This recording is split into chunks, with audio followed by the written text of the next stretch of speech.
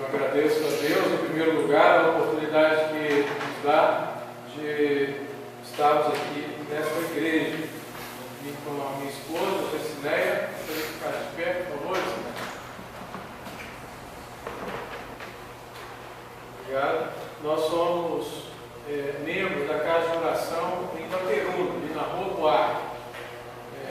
Sempre fomos membros ali daquela igreja. Muito embora tenhamos saído de Itaperuna e estado muito distante em algumas ocasiões, mas nós não rompemos o vínculo com aqueles irmãos ali, porque foi ali que nós convertemos, eu e minha esposa, a minha família sempre foi daquela igreja e aprendemos a amar aqueles irmãos ali. Eu estava recordando que há uns 35 anos atrás, mais ou menos, eu estive aqui nessa igreja. Pela minha mente foram duas ocasiões que nós tivemos, uma vez com o conjunto coral da minha igreja, da nossa igreja lá que veio cantar aqui num evento festivo, e numa outra ocasião que eu vim com um jovem ainda, junto com outros jovens, no intercâmbio de mocidade, e eu tive a oportunidade de falar alguma coisa para os jovens aqui naquela ocasião e para nós também. O Senhor me deu a graça de poder ingressar no serviço público quando estávamos com 27 anos, e desde então nós fazemos parte do Poder Judiciário do Estado de Minas Gerais. E o Senhor tem nos dado a oportunidade de pregar o Evangelho em diversas ocasiões, de fazer palestras em escolas, em eventos festivos e evangélicos e não evangélicos, com o objetivo de levar a palavra ao Senhor. E em função desses últimos acontecimentos, que nós estamos vendo nesse ano político-eleitoral, e percebendo lá na nossa igreja, e perdoe-me falar nossa igreja, porque é hábito, nós estávamos percebendo muita indagação dos irmãos sobre esse assunto, e então veio à mente sugerir aos irmãos um espaço na escola dominical para falar sobre o assunto, e os irmãos aceitaram, e eu falei sobre esse assunto lá na nossa igreja. Depois falei também lá em Cunhaé e fui convidado para estar aqui. O objetivo é traçar alguns comentários na dependência do Senhor, à luz da sua palavra, sobre a nossa postura nesse momento. Na realidade, não precisem ficar preocupados, porque nós vamos falar aqui sobre político e sobre partido político. Não, nós vamos falar sobre a nossa vida, nossa conduta, como nós devemos agir à luz da palavra de Deus dentro desse tema. E como nós temos a palavra de Deus como nossa regra de fé e prática, eu gostaria de convidá-los para a abertura desse momento, a acompanhar a leitura do texto que está em Timóteo, 2 Timóteo, capítulo 3, versículos de 10 a 17, que justamente exalta essa palavra aqui, a Bíblia Sagrada, aquilo que é de Deus. E o objetivo é ouvir o que Deus tem para nos falar nesse momento. 2 Timóteo, capítulo 3, a partir do versículo 10, lemos assim: Tu, porém, tens seguido a minha doutrina, modo de viver, intenção, fé, longanimidade, caridade, paciência, perseguições e aflições, tais quais me aconteceram em Antioquia, em Icônio e em Listra, quantas perseguições sofri, e o Senhor de todas me livrou. E também todos os que piamente querem viver em Cristo Jesus padecerão perseguições, mas os homens homens maus e enganadores irão de mal para pior, enganando e sendo enganados. Tu, porém, permanece naquilo que aprendeste e de que fostes inteirado, sabendo que quem o tens aprendido, de quem o tens aprendido, e que desde a tua meninice sabe as sagradas letras que podem fazer-te sábio para a salvação pela fé que há em Cristo Jesus. E o versículo que eu gostaria de destacar é o versículo 16. Toda a Escritura, divinamente inspirada, é proveitosa para ensinar, para redarguir, para corrigir, para instruir em justiça, para que o homem de Deus seja perfeito e perfeitamente instruído para toda boa obra. A Escritura, como nós chamamos, a Palavra de Deus, a nossa regra de fé e prática. No dia 7 de outubro, portanto, nós, como cidadãos brasileiros, vamos escolher os nossos candidatos, aqueles que vão governar o nosso país. E em segundo turno, para a eleição majoritária de presidente e governador, se houver, no dia 28 de outubro. É um momento cívico importante, é um momento que mexe com toda a nação brasileira e também com os organismos internacionais. Por quê? Porque faz parte da história do homem a vida política, viver em política, viver politicamente organizado. Essa posição que nós ocupamos hoje de um país num sistema democrático em crescimento, ela foi alcançada depois de diversos embates que a própria humanidade experimentou desde a sua própria criação. Na faculdade, eu leciono Teoria Geral do Estado e Ciência Política.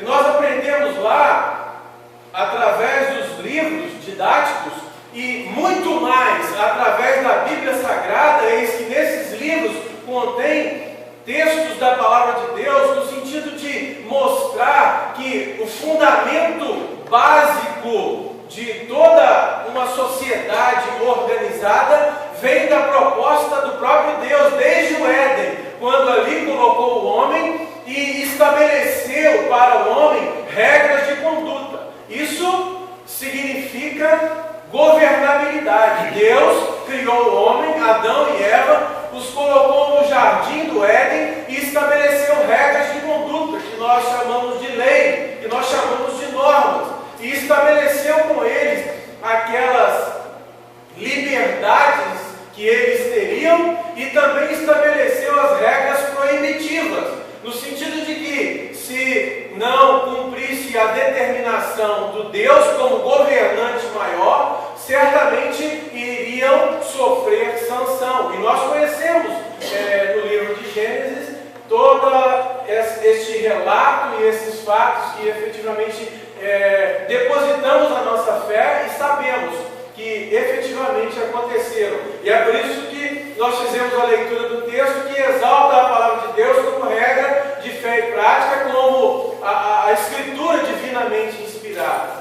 E na qualidade de cristãos, nós colocamos a fé na palavra de Deus, como deve ser, e extraímos da própria palavra que essas regras de conduta, elas na realidade existem para o bom governo de uma sociedade.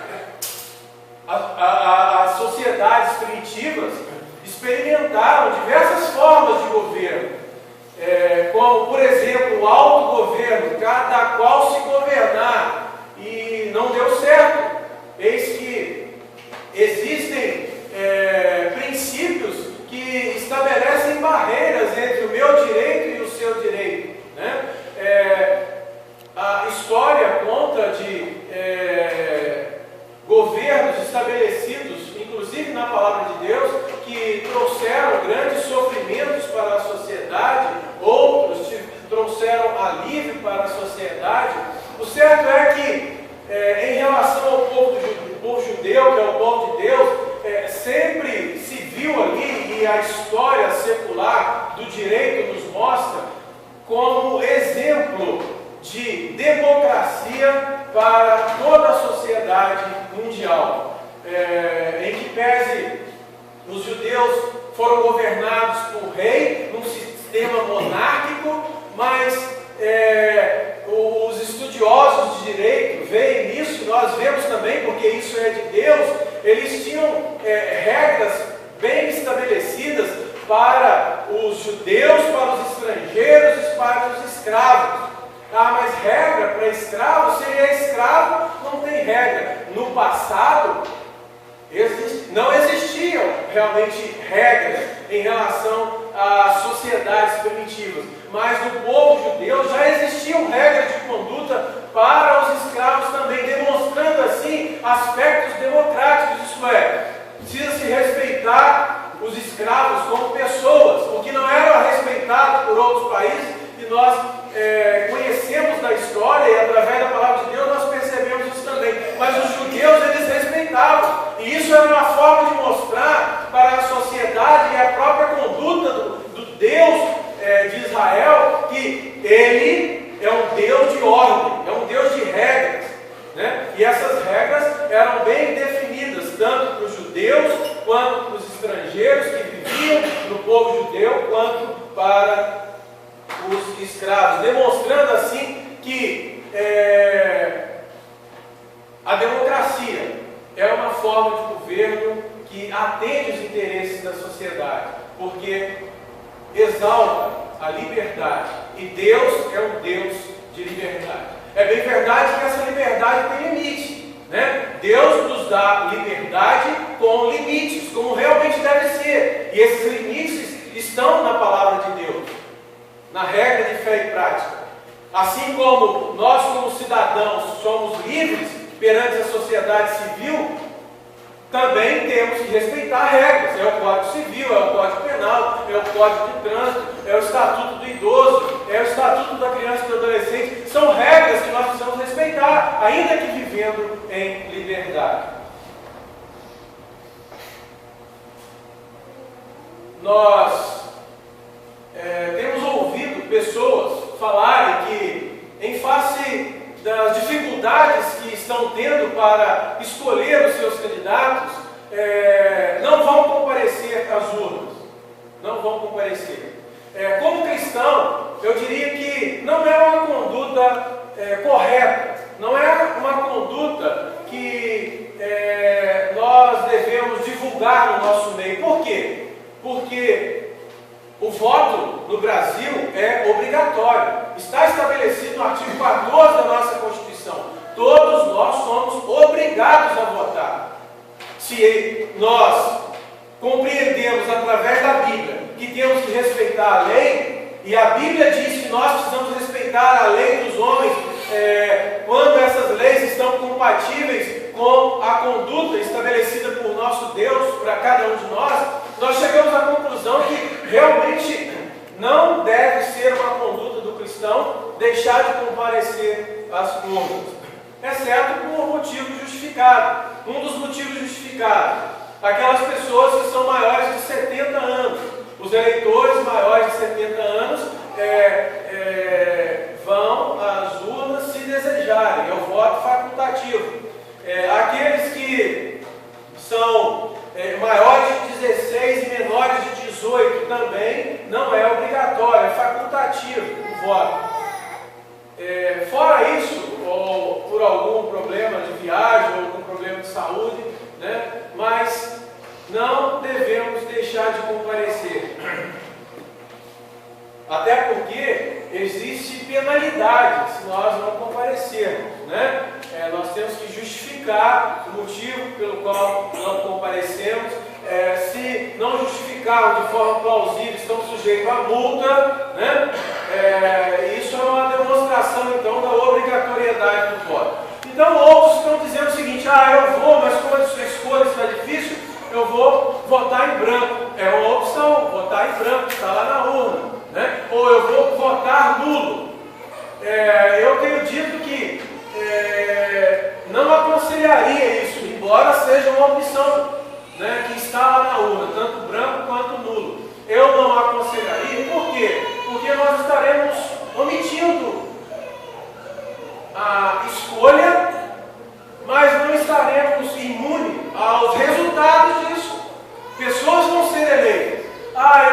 tem, então, se colocou pessoas dessa ou daquela forma lá nos cargos políticos para governar o nosso país, a responsabilidade não é minha. Mas, embora não sendo responsável por não ter escolhido um candidato, você, como eu, como todos nós, seremos responsáveis pelas consequências que teremos. Não é mesmo? Então não seria salutar também essa conduta, penso eu.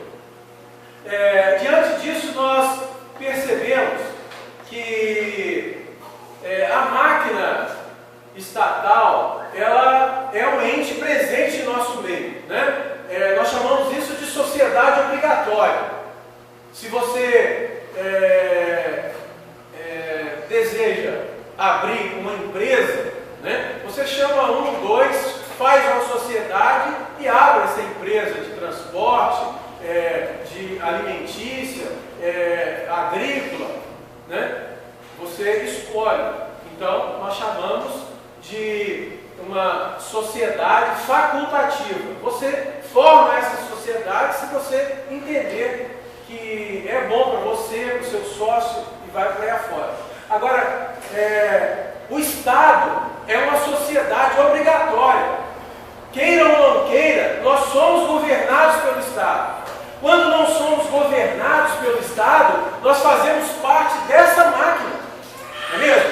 Como servidores públicos que somos. O professor que está aqui hoje, ele é um integrante político dessa máquina, né?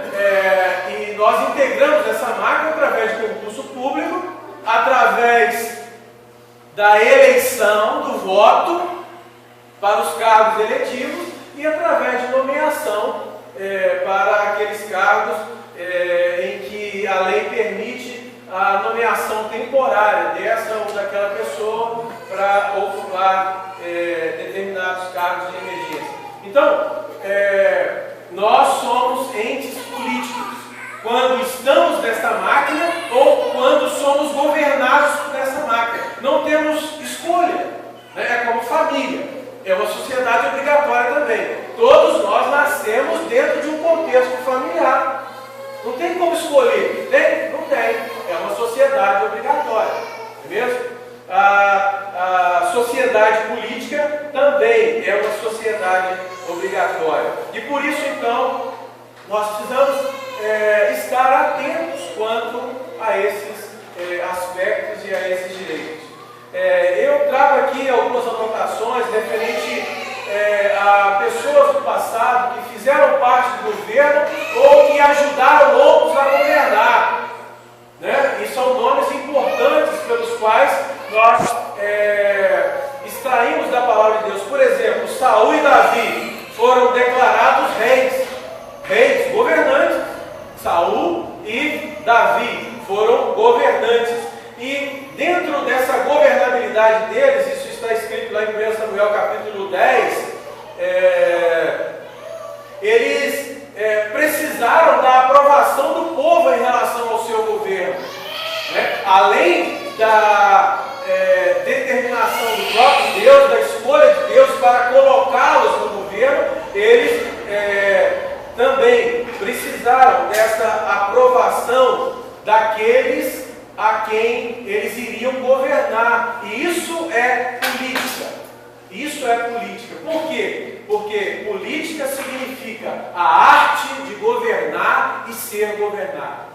Política significa a arte de governar e ser governado. Então, nós conhecemos bem a história de Saul, conhecemos a história de Davi e sabemos que isso efetivamente aconteceu.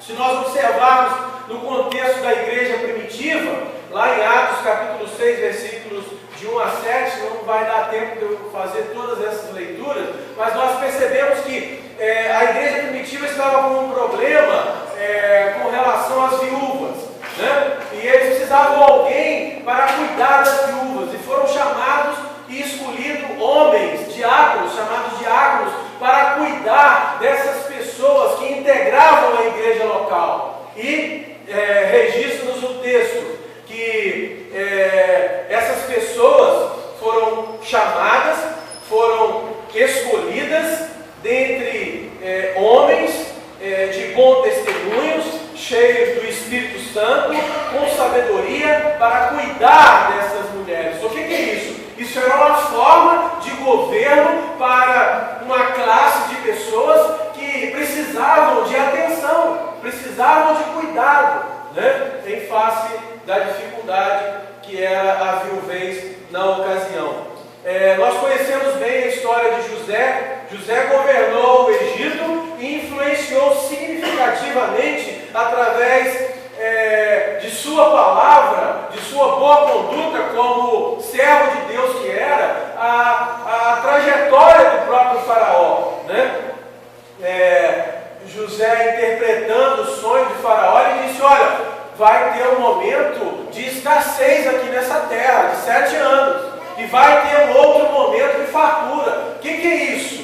É o servo de Deus, embora ainda não estando no governo, mas contribuindo para uma boa governabilidade daquele que lá estava, o faraó. E o que aconteceu? Aconteceu aquilo que José falou. Por quê? Porque era um homem compromissado com Deus, fazendo parte, portanto, da política da época, com a sua ideia, com a sua postura, em primeiro lugar diante de Deus, e transmitindo aquilo que Deus transmitiu para ele, para uma boa governança daquele país, né? E mais tarde aconteceu, né, de o próprio José ser o governador do Egito. Olha só, primeiro como um cidadão governado por Faraó, numa terra estranha inclusive, né?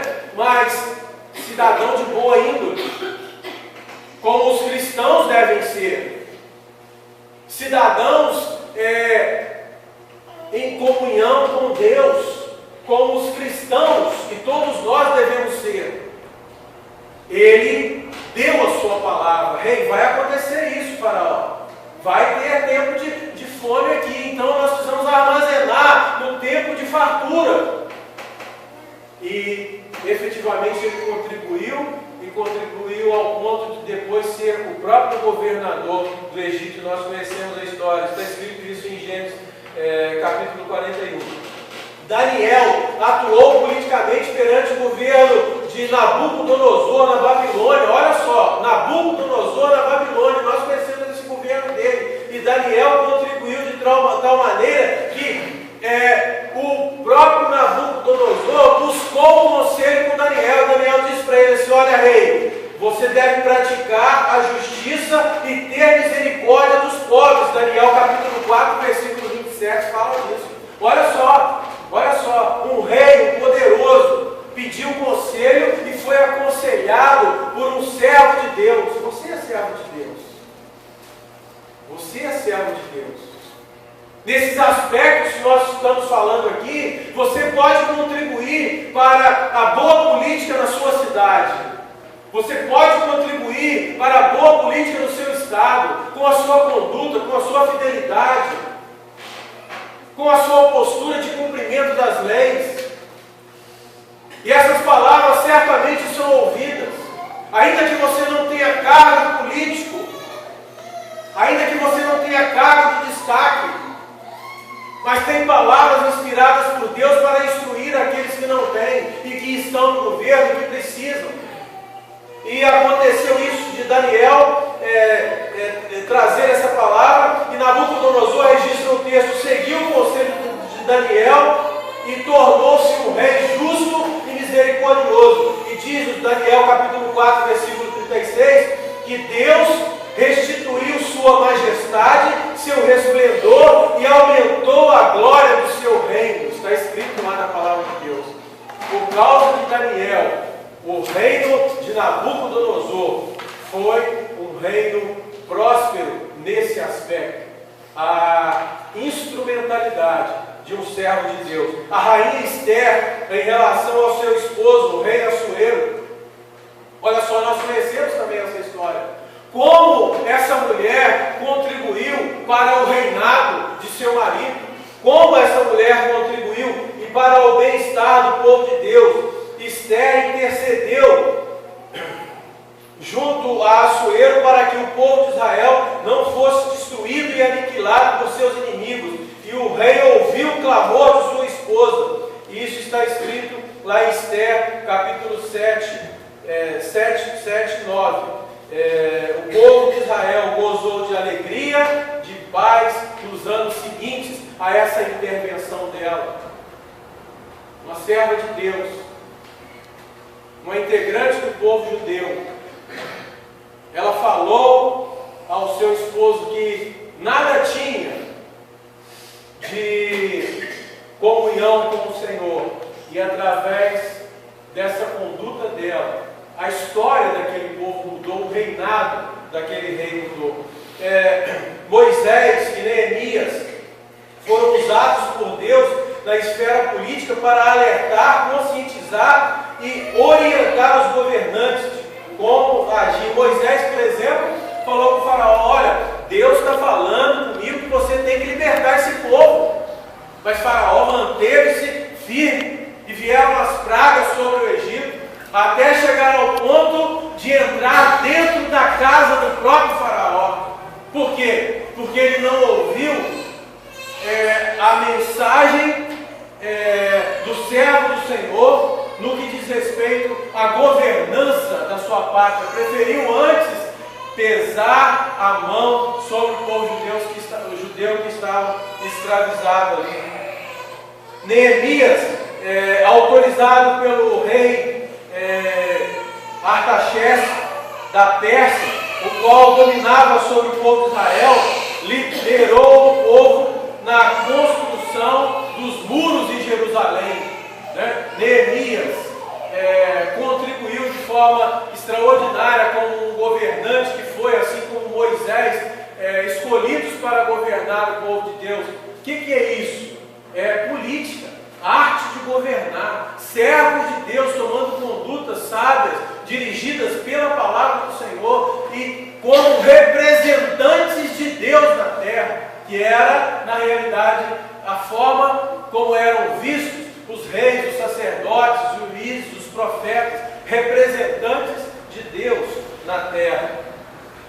E levando em consideração esses nomes e muitos outros que nós temos aqui, mas o tempo não permite, nós gostaríamos de destacar com os irmãos pelo menos 5 princípios que nos levam a pensar que a nossa atuação, ainda que não queiramos ser diretamente expostos à condição de candidatos, mas a nossa participação ela é importante, deve ser importante. Primeiro porque nós temos uma identidade com Deus, nós sabemos que a nossa pátria não é aqui, a nossa pátria é nos céus, mas a palavra de Deus nos orienta que enquanto estamos aqui, nós temos que cuidar das coisas daqui, porque foram criadas por Ele para cada um de nós, e zelarmos pela igreja que está aqui, a igreja local que congregamos, em relação a diversas normas que estão sendo aprovadas aí e que estão afrontando os princípios fundamentais e básicos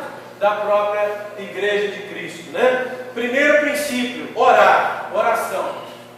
Orar, orar e orar.